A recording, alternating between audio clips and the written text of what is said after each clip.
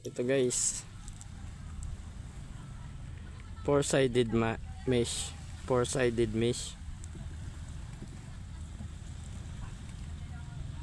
Pero kasama siya sa basic common.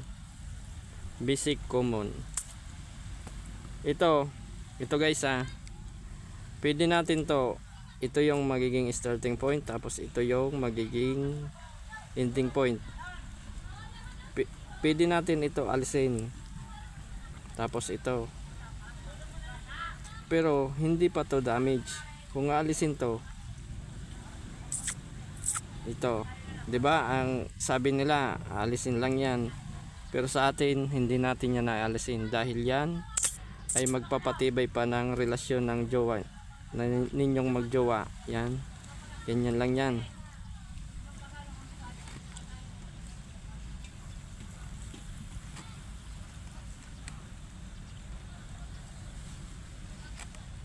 Wow,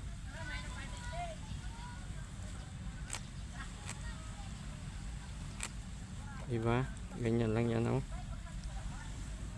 Pag inalis mo yan, ganyan, ito alisin yan, magiging ano pa yan, magiging matagal pa na proseso.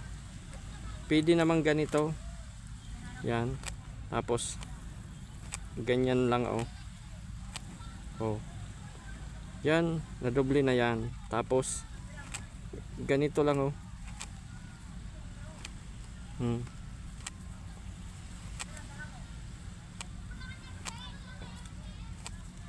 Tapos na, dali, 'di ba?